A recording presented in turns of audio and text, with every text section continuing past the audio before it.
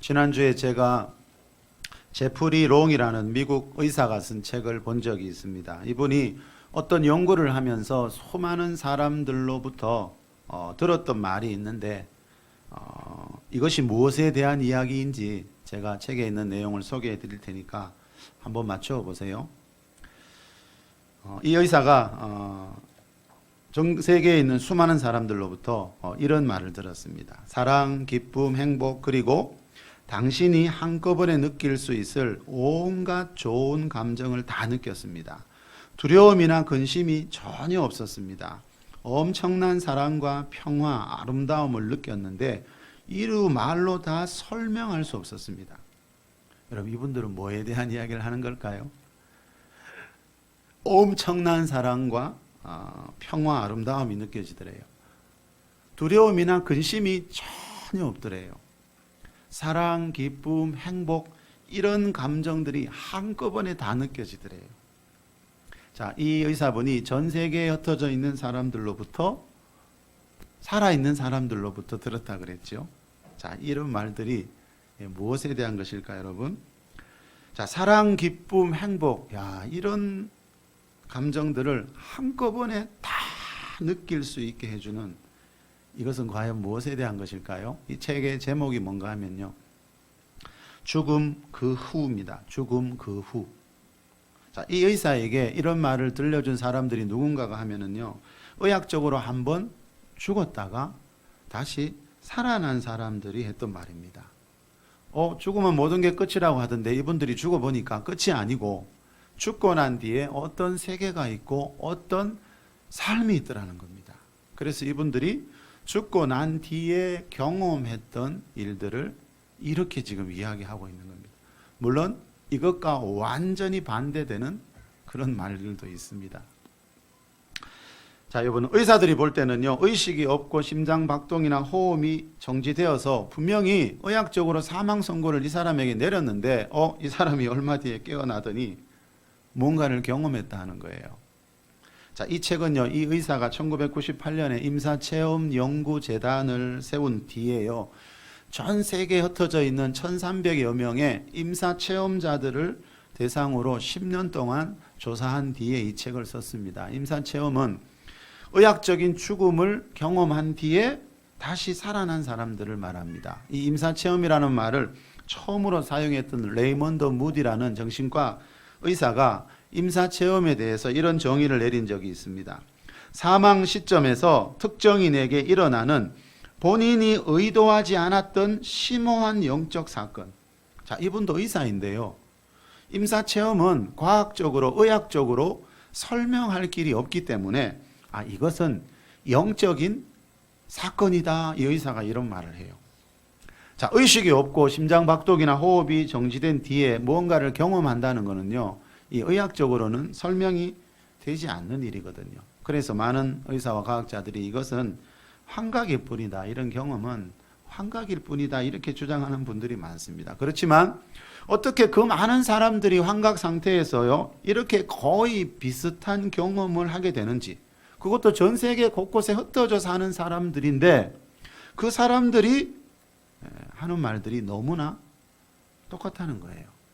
자, 왜 이런 일이 일어나는지, 왜 그 사람들이 이런 비슷한 경험을 하게 되는지 설명해 주는 의사나 과학자는 없더라는 겁니다.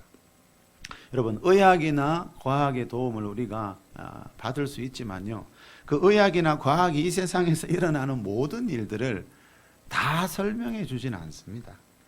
이 세상에는 의학이나 과학으로 설명할 수 없는 영적인 세계가 있기 때문입니다. 임사체험은요, 의학이나 과학의 영역이 아니고 영적인 영역이라는 거죠. 그래서 성경에서 말하는 영의 세계를 알면은요, 2,300명의 임사체험자들이 하는 말이 무슨 말인지를 쉽게 이해할 수가 있다는 겁니다. 자, 성경에도 보면요, 죽음을 분명히 죽었는데 죽음을 경험한 뒤에 다시 살아난 사람들의 이야기가 드러나오고 있는데, 우리 누가복음 8장 잠깐 보고 지나갈게요. 우리 52절부터 55절까지입니다. 모든 사람 시작. 모든 사람이 아이를 위하여 울며 통곡하매 예수께서 이르시되 울지 말라 죽은 것이 아니라 잔다 하시니 그들이 그 죽은 것을 아는 고로 비웃더라. 예수께서 아이의 손을 잡고 불러 이르시되 아이야 일어나라 하시니 그 영이 돌아와 아이가 곧 일어나거늘 예수께서 먹을 것을 주라 명하시니. 자, 그 영이 돌아와 아이가 곧 일어났다는 말은요. 자, 아이의 영이 죽은 몸에 돌아오니까 다시 살아났다는 말은요. 사람은 죽을 때, 몸이 죽을 때, 그죠? 몸 안에 있던 영혼이 분리가 된다는 뜻입니다. 자, 사람의 몸은 흙에서 왔기 때문에 죽으면 흙으로 돌아가지만요. 몸 안에 있는 이 영은요, 이 영혼은요, 영원하신 하나님으로부터 왔기 때문에요. 하나님 앞으로 돌아가게 된다는 겁니다. 그래서 전도서 12장 7절에 보면요. 영은 그것을 주신 하나님께로 돌아가기 전에 기억하라는 말씀이 나와요. 자, 내 몸이 죽으면 내 몸 안에 있는 영혼은요. 창조주 하나님께 돌아가서 하나님의 심판대 앞에 서게 된다는 것을 기억하라. 이 세상에 살아있을 때 기억해야 한다는 거죠. 왜요? 죽고 난 뒤에는 이미 늦었습니다. 죽고 난 뒤에는 누구나 다 그 세계를 알 수 있거든요. 그러나 그때는 이미 늦었다는 거죠. 자, 히브리서 9장 27절 말씀처럼 한 번 죽는 것은 정해진 것이고 그 후에는 하나님의 심판이 있다는 것을 우리가 이 땅에서 기억하라는 거죠. 자, 사람이 죽는 날 받게 되는 심판이 있다는 것을 성경은 말합니다. 그죠? 특히 누가복음 16장에 보면 아브라함의 품인 낙원과 음부의 심판. 자, 우리가 이 세상에서 죽는 날, 그날 당하는 심판은 이 낙원과 이 아브라함의 품인 낙원과 음부의 심판이라 그랬죠. 우리 이 말씀도 한번 보고 가겠습니다. 누가복음 16장 22절 23절입니다. 시작. 이에 그 거지가 죽어 천사들에게 받들려 아브라함의 품에 들어가고 부자도 죽어 장사되매 그가 음부에서 고통 중에 눈을 들어 멀리 아브라함과 그의 품에 있는 나사로를 보고. 자, 거지도 죽고 부자도 죽었듯이 저와 여러분도 언젠간 죽어요. 그래서 내가 죽은 뒤에 어떻게 되는가? 자, 성경은 예배 전에 말씀드린 것처럼 미리 가르쳐 줍니다. 이 세상이 앞으로 어떻게 되는가? 이 세상에 종말은 과연 있는가? 나는 죽으면 어떻게 되는가? 자, 보라 내가 너희에게 미리 말하였노라. 예수님은 성경은 미리 가르쳐 줍니다. 자, 미리 아는 자를 성경은 지혜롭다 그럽니다. 자, 누구나 한번 죽지만 여러분 여기 보니까 이 거지와 이 부자의 죽음에 대한 표현이 다릅니다. 거지도 죽고 부자도 죽었는데요. 거지의 죽음은 어떻게 표현합니까? 거지가 죽어 천사들에게 받들려 아브라함의 품에 들어갔다 이렇게 표현하고요. 부자는 그냥 죽어서 장사되었다 이렇게 표현합니다. 자, 성경은 자, 그 사람마다 이 죽음에 대한 의미를 다르게 봅니다. 자, 죽은 뒤에 가는 곳이 다르기 때문에요. 이 거지와 부자의 죽음을 다르게 표현합니다. 자, 거지는 비록 이 세상에서 가난하게 살았지만요. 죽는 날, 죽은 뒤에 천사들에게 받들려 믿음의 조상인 아브라함이 있는 곳에 들어가게 됩니다. 자, 천사들에게 받들려라는 말이요. 쉬운 성경에 보니까 천사들에게 이끌려서 이렇게 되어 있습니다. 자, 몸은 죽어서 거지의 몸이 지금 죽어서 흙으로 돌아갔잖아요. 자, 몸이 죽을 때 분리된 영혼이 그죠? 천사들의 손에 이끌려서 어디로요? 아브라함 믿음의 조상 아브라함이 있는 곳으로 가게 됩니다. 자, 동네 사람들 볼 때는 그죠? 세상 사람들 볼 때는 거지는 죽어서 분명히 영혼이 사라진 것 같은데 아니라니까요. 거지의 몸만 죽어 있지 거지의 영혼은 그 순간에도 어딘가에서 살아 있다는 거죠. 자, 사람의 몸은 하나님이 흙으로 만드셨지요. 그래서 흙으로 돌아가야 합니다. 그러나 영혼은 그것을 주신 하나님께로, 영혼은 하나님의 생명, 생명의 기운, 창세기 2장 7절에서 말하는 하나님 안에 있는 생명의 기운으로 만들었기 때문에요. 그 영혼은 하나님처럼 영원히 사는 겁니다. 자, 누구나 죽음을 싫어하잖아. 그죠? 영원히 살고 싶잖아. 그죠? 자, 사람 안에 그런 마음이 다 있는 이유가 있다니까요. 사람은 하나님처럼 영원히 살 수 있는 영혼을 가지고 있기 때문에 영원히 살고 싶어 하는 거예요. 작년 7월에 난 기사를 보니까요. 현재 전 세계 냉동 인간이 350명 정도 됩니다. 지금 이 순간에요. 350명의 시체가요. 시신이요. 지금 이 순간에도 영하 196도의 차가운 공간 안에 얼은 상태로 보존되어 있습니다. 언젠가 다시 살아나고 싶어서. 세계 3대 냉동회사가 있는데요.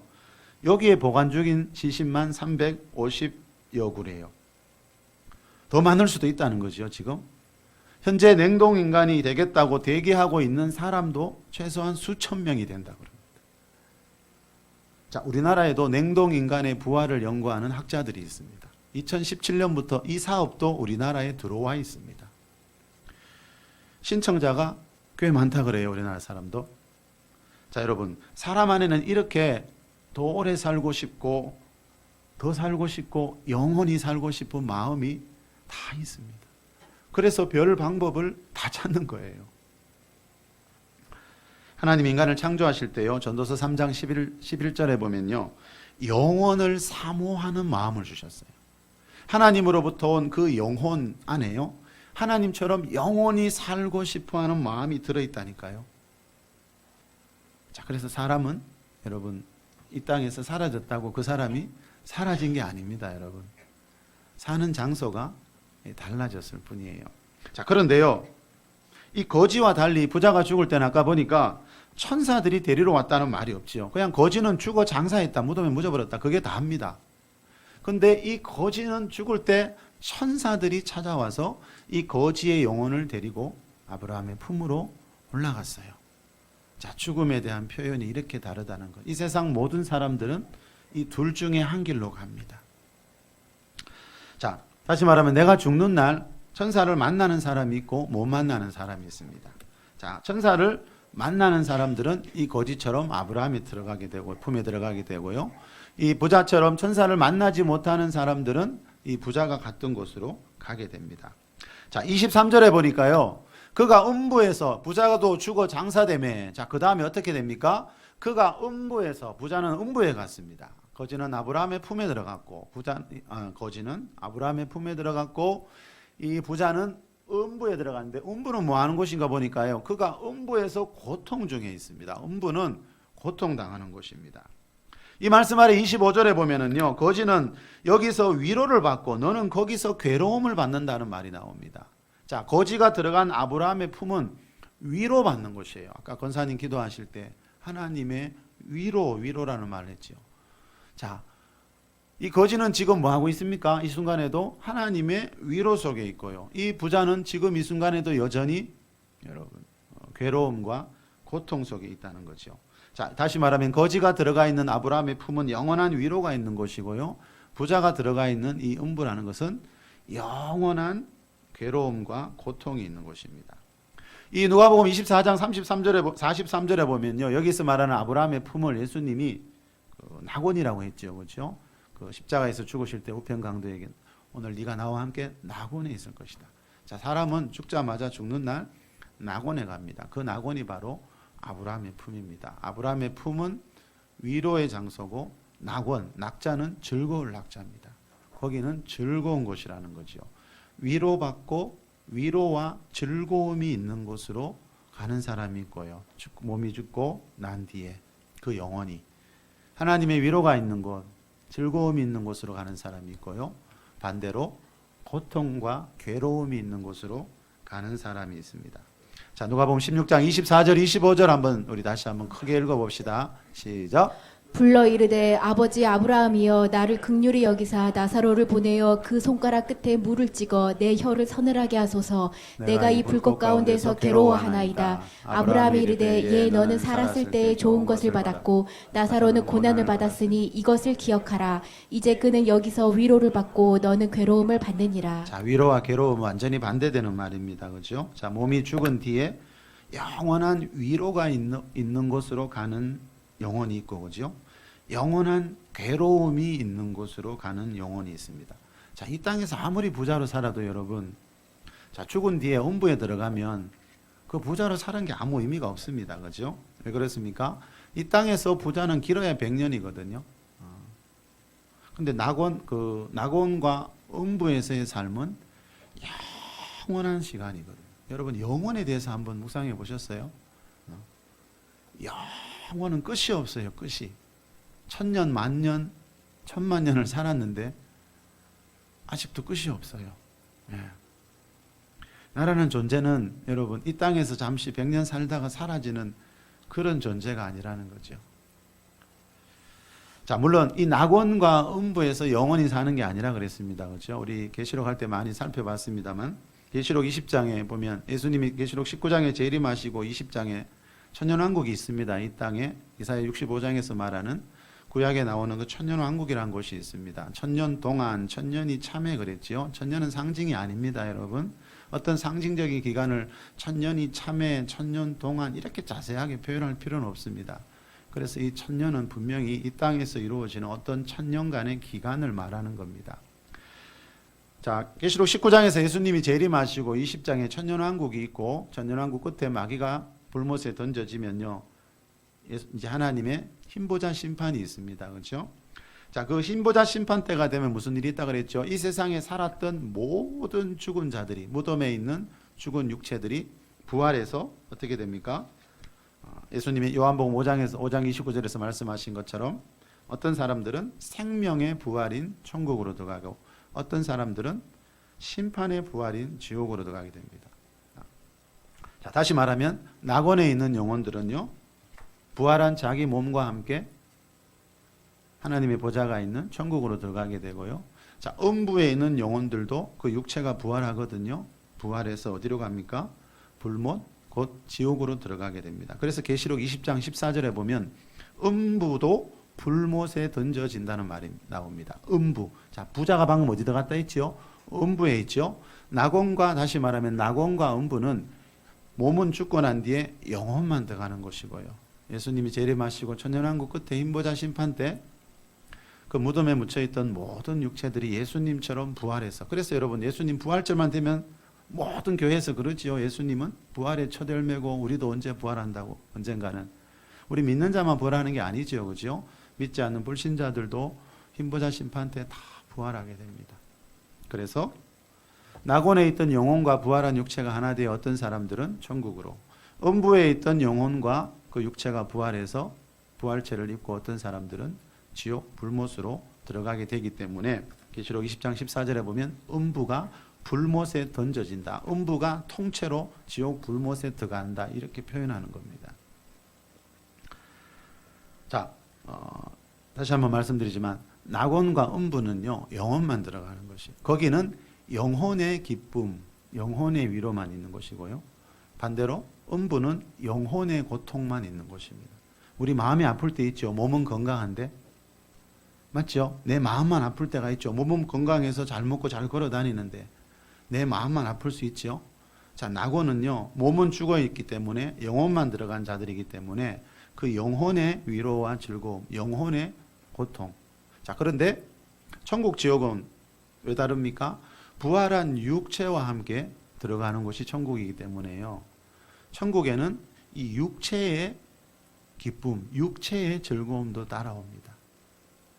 반대로 지옥에 들어간 사람들은요, 음부에 있을 때는 영혼, 마음만 고통스러웠는데 육체의 고통도 따라옵니다. 그래서 성경은 분명히 낙원과 음부, 천국과 지옥, 이 의미를 다르게 이렇게 설명하고 있습니다. 자, 성경의 맨 마지막 두 장인 계시록 21장, 22장은요, 낙원과 음부 이야기가 아니고 천국과 지옥 이야기라는 거죠. 자, 성경이 천국과 지옥으로 끝이 나고 있습니다. 자, 이 말은 왜 그렇습니까? 천국과 지옥이 우리 인생의 결론, 마지막이기 때문에. 자, 임사체험자들이 사랑과 기쁨, 행복, 자, 이런 온갖 놀라운 감정들을 한꺼번에 다 경험했다 그랬죠. 그렇죠? 자, 그게 어떤 분은 그랬죠. 자기가 경험하고 왔지만 말로 표현 못 하겠다고. 맞습니다, 여러분. 낙원과 천국은 우리 인간의 지식 말로서 설명하기 어려운 것입니다. 하나님의 아들 예수 그리스도를 믿고요, 또 그 믿음 지키기 위해, 계명을 지키기 위해 좁은 길을 걸어갔던 자들에게 주시는 최고의 축복은요, 이 세상 부귀영화가 아니고요, 물론 하나님이 주시는 환경의 복도 있고 재물의 복도 있지만요, 궁극적인 목표는 그게 아니고요, 하나님이 주시는 최고의 축복은 낙원과 천국에서의 영원한 위로와 영원한 즐거움. 세상 쾌락 있죠? 세상 쾌락의 특징은 뭡니까? 잠시 잠깐입니다. 그래서 사도 요한이 세상에 있는 것들을 사랑하지 말라 그랬죠. 다 한순간 지나가는 것들이다. 전도서 7장 4절에 보니까 지혜자의 마음은 초상집에 있고요. 하나님이 보실 때요. 지혜로운 사람의 마음은 초상집에 늘 있대요. 우매한 자, 어리석은 자의 마음은 혼인집에 있대요. 여러분, 혼인집에서 먹고 마시고 즐기고, 자, 그런 사람을 하늘에서는 어리석은 자래요. 자기 영혼은 돌보지 않고, 자기 영혼이 그 몸 죽으면, 그 즐기는 그 몸 죽으면 어떻게 될지도 모르고, 먹고 마시고 즐기고만 있는 그런 사람들을 성경은 우매한 자다 그러고요. 자, 내 영혼, 자, 내 몸 안에 뭔가 영원히 살고 싶어 하는 어떤 욕망이 있는데, 그죠? 그게 하나님으로부터 온 내 영혼에서 나오는, 자, 그게 뭔지를 알고 영원한 생명을 소망에 두고 사는 사람을 지혜자다, 지혜로운 사람이다, 이렇게 표현합니다. 자, 소도에 말씀드린 그 책 제목, 죽음 그 후. 자, 죽음 그 후에 무엇이 있는가, 여러분? 이 문제에 대한 답을 아는 것만큼 이 세상에서 중요한 일은 없다는 거죠. 왜냐하면 죽음 이후에 영원한 행복이 있고 영원한 불행이 있기 때문입니다. 이 세상은 뭐 하는 곳입니까? 죽음 이후에 그 영원한 세계를 준비하는 곳이거든요. 바울이 고린도전서 15장 19절에서요. 만일 그리스도 안에서 우리가 바라는 것이 다만 이 세상의 삶뿐이면 모든 사람 가운데 우리가 더욱 불쌍한 자라 그랬죠. 만일 죽음이 끝이라면, 여러분, 죽음 뒤에 아무것도 없다면 교회 다니는 우리가 이 세상에서 가장 불쌍한 자이지만, 바울이 하려는 말은 뭐지요? 지금 죽음이 끝이 아니기 때문에, 그 죽음 이후에 또 다른 영원한 삶이 있기 때문에 그리스도인들이 이 세상에서 가장 행복한 자라는 말을 바울이 하고 있는 겁니다. 신명기 33장 29절에 보면요, 너는 행복한 사람이로다 라는 말이 나와요. 누구 보고 하는 말일까요? 여러분, 세상에서 말하는 행복이 있고 교회에서, 성경에서 말하는 행복이 있죠, 그죠? 세상에서 말하는 행복하고 교회에서 말하는 행복은 차원이 다를 때가 많습니다. 우리 지난 주일 오후 예배 때 어느 집사님이 행복이라는 그 제목의 찬양을, 특송을 불렀습니다, 그죠? 그 가사에 보니까 이런 말이 나오고 있었어요. 세상은 알 수 없는, 세상은 알지 못하는 하나님의 선물, 이것이 행복이라오. 하나님의 자녀로 살아가는 것, 이것이 행복이라오. 제가 이번 주에 한 수십 번 이 노래를 들었습니다. 지난주에 어렴풋이 배워서 너무 은혜가 되어서 거의 날마다 들은 것 같아요. 자, 여러분, 하나님의 자녀로 살아가는 이것이 행복이래요. 왜 그럴까요? 이 세상에서 아무리 부귀영화 누려도 여러분, 그게 영원하진 않거든요. 그런데 하나님이 하나님의 백성들에게 주시는 위로와 즐거움은 영원하기 때문입니다. 여러분, 한 번뿐인 인생을 잠시 잠깐 눈에 보이는 세상의 것이 아니고 영원한 하나님 나라 안에 있는 그 영원한 것을 위해 여러분의 젊음을, 여러분의 인생을 드릴 수 있기를 예수님의 이름으로 축복합니다. 자, 우리 오늘 본문 데살로니가후서 2장 16절 17절 우리 큰 소리로 한 번만 더 읽어볼게요. 시작. 우리 주 예수 그리스도와 우리를 사랑하시고 영원한 위로와 좋은 소망을 은혜로 주신 하나님 우리 아버지께서 너희 마음을 위로하시고 모든 선한 일과 말에 굳건하게 하시기를 자, 원하노라. 16절에도 17절에도 위로라는 말이 나옵니다. 그죠? 16절에는 영원한 위로, 17절에는 하나님이 너희 마음을 위로하시고 그랬습니다. 자, 이 말이 뭐겠어요? 하나님은 우리 마음을 위로하고 싶어 한대. 여러분, 힘든 일 당할 때 대부분 그런 경험 있으시죠? 누군가 내한테 전화도 주고 밥도 사주고 차도 사주고, 그죠? 그럴 때 얼마나 마음이 힘을 얻습니까? 그죠? 자, 하나님이 여러분 너희 마음을 위로하시는 분이다. 이 말은 하나님이 우리 마음 상태를 보고 계시고 관심이 있다는 거죠. 예, 그래서 예배 때는 여러분 꼭 하나님 앞에 여러분 마음을 드려야 돼요. 제가 아까 통성기도 시간에 말씀드렸지요. 우리는 너무 이렇게 의식적인, 형식적인 예배를 많이 드리고 있어요. 그래서 예배를 수백 번, 수천 번 드려도 영이 자라지 않아요. 하나님과 관계가 가까워지지 않아요. 여러분, 지난 한 주 동안 수많은 사람 만났지요? 그런데 생각해 보세요. 어떤 사람들한테는 마음속에 있는 깊은 대화를 나누었고 어떤 사람들하고는 매일 만나는데도 또 직장에서 하루에 몇 번 만나는데도 그냥 의식적인 대화만 나누는 사람도 있지요. 그런 사람하고는 1년 12달 가도 안 친해져요. 내 마음에 있는 이야기, 마음 가장 깊은 데 있는 이야기, 이런 대화를 나누어야 그 사람하고 친밀해지듯이요. 하나님 앞에 와서도 제가 아까 기도 시간에 기도 제목 드렸지요. 우리 마음의 영혼 안에 있는 가장 약한 부분들 있지요. 그 부분들을 내려놓고 하나님 앞에 솔직히 고백하고, 하나님, 내가 이 문제를 내 힘만으로 해결할 수가 없네요. 하나님, 내가 이 중독에 또 빠졌네요. 하나님, 나는 왜 이 죄악 앞에 번번이 넘어집니까? 하나님 도와주세요. 여러분, 우리가 하나님과 내 가장 내놓기 싫은 부분, 그죠? 그 부분을 내어놓고 하나님 앞에 도움을 구해야, 하나님은 마음이 상한 자를 고치시는 분이라 했잖아요. 너희 마음을 위로하고 싶다 그랬잖아요. 근데 우리가 마음의 벽을 세우고 있고요, 그냥 형식적인 기도를 드리면요, 이 성령님도 역사하시지 않더라고요. 계시록에 보면 나오죠. 예수님이 라오디게아 교회 성도들 보고 교회 와서 예배당에서 예배 드리는 우리처럼 성도들 보고 뭐라 그랬죠? 너희 마음의 문을 열면 내가 너희들 안에 들어가서 먹고 마실게 그랬잖아요. 교회에 와서 예배 드린다고 해서 하나님이 마음에 들어가시는 게 아닙니다. 하나님은 인격적인 분이기 때문에요, 강제로 우리 마음 열으라 안 그럽니다. 우리가 스스로 마음의 문을 열고 그분을 초청할 때 그분이 내 마음 안에 들어오셔서 연약한 것들을 만지실 수 있는 겁니다. 자, 그래서 하나님이 너희 마음을 위로하고 싶다, 이뻐하신다. 마음의 문을 좀 열고 예배하라는 겁니다. 그죠? 자, 하나님은 우리가 지금 지쳐서 하나님의 위로가 필요한지 다 보고 계시고 알고 계시다는 거죠. 자, 우리가 드리는 예배가 연락이 되면요, 우리가 예배를 통해서 하나님하고 바른 관계를 맺어지면 무슨 일이 있나 하면 신기하게도요, 내 마음에 있던 무거운 감정들이요, 아까 말씀드린 것처럼 누군가가 내 힘들 때 밥을 사주고 차를 사줄 때 느꼈던 그런 위로 있잖아요. 자, 우리가 하나님이 주시는 위로도 분명히 느낄 수 있다는 거죠. 내 온몸이 알게 된다는 거죠. 예. 자, 하나님이 예배자들에게 주시는 위로의 손길이 있습니다, 여러분. 그 위로의 손길을 꼭 경험하시는 예배자들이 되시길 축복합니다. 우리나라 20대 성인 남녀 4,450명을 대상으로 얼마 전에 설문조사해 보니까요, 지금 우리나라 20대 청년 남녀 중에요, 이 코로나 블루, 요즘 새로운 단어가 또 생겼죠. 코로나 우울증이라는 뜻입니다. 코로나 때문에 마음이 우울하고 무기력증을 느끼는 사람이 20대 중에 70.9%나 된대요. 자, 여러분, 성경에 보면 앞으로요, 코로나보다 몇 배, 몇십 배 더 큰 환란이 일어난다고 예언되어 있거든요.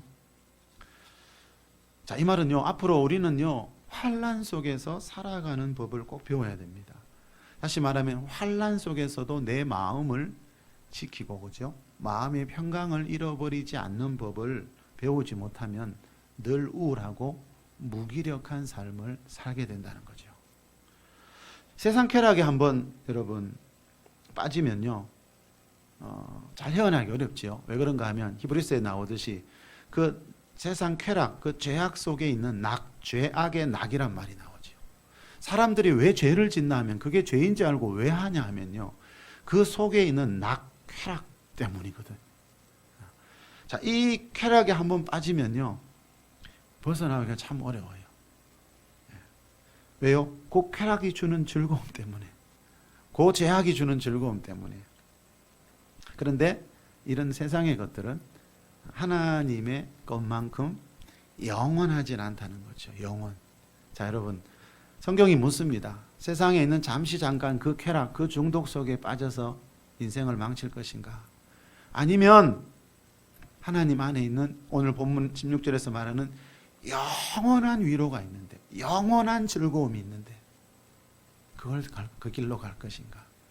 그거는 내가 선택하는 겁니다. 하나님이 리모컨으로 조정하시는 게 아니고요, 내가 세상 쾌락을 선택해서 거기서 먹고 마시고 즐기든지, 내가 하나님 안에 있는 이 위로와 이 평강과 이 즐거움을 위해 시간을 드리고 나의 것을 드리든지, 자, 그 사람이 무엇을 선택하며 하루하루를 사느냐에 따라서요, 우리가 영원히 사는 것이 달라진다라고 성경은 분명히 이야기하고 있습니다.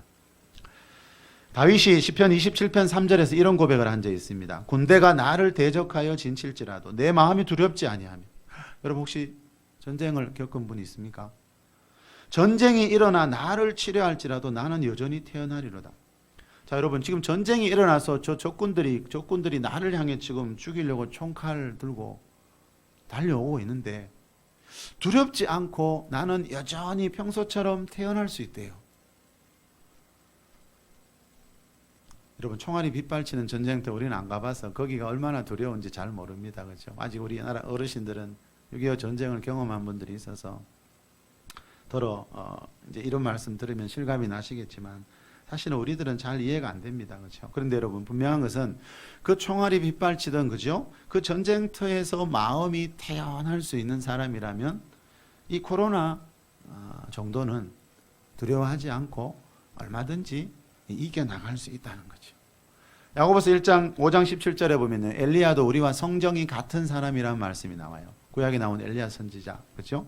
이 말은 뭐예요? 엘리야 선지자만이 아니고 다윗도 우리하고 똑같은 사람이라는 말입니다. 그래서 다윗이 시편 55편 4절에서 하는 말을 보면 다윗도 우리하고 얼마나 똑같은 사람인지 알 수 있어요. 다윗이 이런 말을 한 적이 있어요. 내 마음이 내 속에서 심히 아파하며 두려움과 떨림이 내게 이르고 공포가 나를 덮었도다. 똑같잖아요, 우리하고. 엘리야도 다윗도 여러분 그 시대에 하나님과 가장 가까이에서 하나님과 동행하는 삶을 살았던 사람이거든요.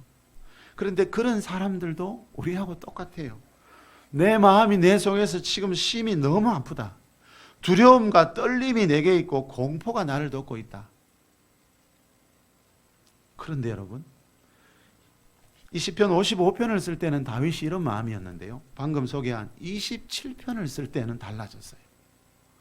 군대가 전쟁터에서 적들이 나를 향해 달려와도 나는 두렵지 않고 태어날 수 있다. 사람이 이렇게 변할 수 있어요. 자, 그 이유가 뭐 때문일까요? 어떻게 해서 다윗이 이렇게 변화됐을까요? 다시 말하면 누구나 다윗처럼 될 수 있다는 거죠. 엘리야처럼 누구나 우리와 똑같이 성정이 똑같은 사람이니까. 자, 다윗이 어떻게 해서 그렇게 변화될 수 있었는지, 어떻게 하면 세상의 전쟁터에서도 마음이 두렵지 않고 태어날 수 있는지. 우리는 작은 일 하나만 일어나도 그죠? 어떤 사람 말 한마디에 전화 한 통화에 무너지는 게 사람 마음인데 어떻게 총알이 빗발치는 전쟁터에서도 마음이 태어날 수 있을까? 자, 이 방금 다윗이 했던 이 말씀 그 바로 뒤에 보면 알 수 있어요. 자, 우리 시편 27편 3절 4절로 한가 봅시다. 시작. 군대가 나를 대적하여 진칠지라도 내 마음이 두렵지 아니하며 전쟁이 일어나 나를 치려 할지라도 나는 여전히 태어나리로다. 내가 여호와께 바라는 한 가지 일 그것을 구하리니 곧 내가 내 평생에 여호와의 집에 살면서 여호와의 아름다움을 바라보며 그의 성전에서 사모하는 그것이라. 여호와의 아름다움이 있습니다, 여러분. 미남 미녀들만 아름다운 게 아니고요. 여호와 하나님 안에 있는 아름다움이 있습니다. 여러분 우리 아름다운 사람 보면 자꾸 보고 싶잖아요. 근데 최소한 하나님은 사람보다 더 아름다우시겠죠. 왜요? 사람을 지으신 창조주니까. 다윗은 여호와의 아름다움을 알고 있었어요. 어디에서요? 여호와의 집에서. 여호와의 집에 살면서 이 말은 여호와의 집 예배당에서 성전에서 하나님을 예배하면서 여호와의 아름다움을 본 적이 있어요. 여러분 이 여호와의 아름다움을 우리가 보게 되면요. 다윗처럼 변할 수 있습니다. 심히 아파하고 두려워하고 떨고 공포에 있었는데 내 마음이 전쟁이 일어나도 태어날 수 있는 그런 사람으로 변화될 수 있는 비결이 뭔가 하면요. 바로 이 4절이에요. 4절. 이 4절 속에 답이 있고요. 우리 인생에 답이 있습니다. 다시 한번 읽어볼까요? 시작. 내가 여호와께 바라는 한 가지 일 그것을 구하리니 곧 내가 내 평생에 여호와의 집에 살면서 여호와의 아름다움을 바라보며 그의 성전에서 사모하는 그것이라. 여호와께 바라는 한 가지 일. 다윗은 왕을 지냈잖아요. 그 왕궁에 대한 사모함을 그린 글은 거의 없어요. 다윗이 평생 소원이 한 가지 있었어요. 여러분은 평생 가장 큰 소원이 뭐예요? 사람마다 다 있잖아요. 다윗은 소원이 이거였어요. 왕의 자리에서 세상 부귀영화 다 누려봤잖아요. 근데 그 왕의 자리에 더 오래 있고 싶은 게 소원이 아니고요. 다윗이 바라는 한 가지는 내가 내 하나님의 집에 살면서 하나님의 아름다움을 보는 것, 그의 성전에서 그분의 아름다움을 사모하면서 예배하는 것. 다윗은 이게 평생 소원이었습니다. 자, 여러분 3절과 4절이 연결되어 있습니다. 그래서 저는 3절과 4절이 똑같이 보이더라고요. 이 3절이 이루어지기 위해서는 4절이 있어야 된다는 거죠. 다윗도 똑같다니까. 우리하고 여러분 힘든 일 만나면 마음이 심히 아프고 두렵고 떨리고 공포가 나를 덮었다. 똑같다니까요. 다윗도 우리하고요. 근데 그런 다윗이 어떻게 전쟁터에서 이제 나는 적들이 내 앞에 지금 쳐들어와도 나는 두렵지 않을 거다. 나는 평소처럼 마음이 태어날 수 있다.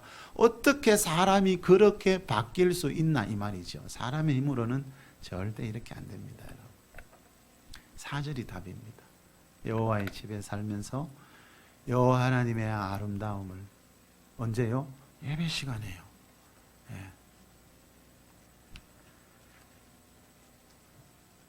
에베소서 3장 16절에 나오는 표현에 의하면요, 하나님이 다윗의 속사람을요 강건하게 하셨습니다. 제가 아까 통성기도 때 이 제목을 냈죠. 자, 우리가 하나님의 집에서 예배할 때 일어나는 일 중에 하나가 뭔가 하면은요, 하나님이 성령으로, 성령의 능력으로 너희 속사람을, 내 속에 있는 사람이 있다니까요, 여러분. 속사람, 영혼요. 하나님이 우리 속사람을 성령으로 강건하게 해주시기를 사도 바울은 기도했죠. 자, 그게 언제 이루어집니까? 거의 다 예배 시간입니다. 예. 그래서 예배 시간에 내 영혼이 변하고 마음이 변하지 않으면요, 세상에 나가서 그제 그대로 짓고 그 중독에 그대로 빠져서 살게 됩니다. 그러나 예배 시간에 성령의 임재를 통해서 내 속 사람의 어떤 터치가 일어나면요, 그 사람의 말과 행동, 삶이 달라지지요. 그래서 예배가 생명이라 그러는 겁니다. 하나님이 예배 시간에 저와 여러분의 영혼도 강건해 가게 해주시기를 축복합니다. 시편 29편 11절에 보면요, 여호와께서 자기 백성에게, 하나님이 보실 때 자기 백성, 자기 사람이 있어요. 여호와께서 자기 백성에게 평강의 복을 주시리로다 그랬어요. 이 말은 마음의 평강은요, 우연히 되는 게 아니라는 겁니다. 우연히 평안할 수 있는 게 없어요. 그런 평안은 얼마 못 가지요. 자, 하나님이 주시는 평강의 복이 있대요. 평강은 복이에요. 하나님이 우리 하나님의 백성들에게 주시는 복 중에 하나라는 거죠. 자, 여러분 누가복음 16장에 아까 우리 봤던 거지가 들어가 있던 그 낙원, 그죠? 하나님의 집이죠, 거기도. 자, 이 땅에 있는 하나님의 집, 교회, 성전. 자, 이 공통점이 뭡니까? 자, 하나님의 집은 뭐 하는 곳입니까? 하나님의 위로와 평강을 경험하는 곳이거든요. 우리가 하나님 앞에 와서 내 마음의 위로와 평강을 쌓아두고 세상에 나아가야 세상에서 일어나는 그 많은 어려운 일들, 환난을 헤쳐나갈 수 있다는 거죠. 그래서 하나님은 하나님의 백성들에게, 자기 백성들에게 위로와 평강의 복을 주시는 겁니다. 바울은 이것을 보고 로마서 14장 17절에서 하나님의 나라는 먹고 마시는 것이 아니고 성령 안에 있는 의와 평강과 희락이다. 자, 예배를 왜 드립니까, 여러분? 성령님 안에 있는, 우리가 드리는 예배가 하나님께 연락되면 하나님은 반드시, 자, 전에 말씀드렸죠. 예배는 올라가는 게 있고 내려가는 게 있다고 그랬죠.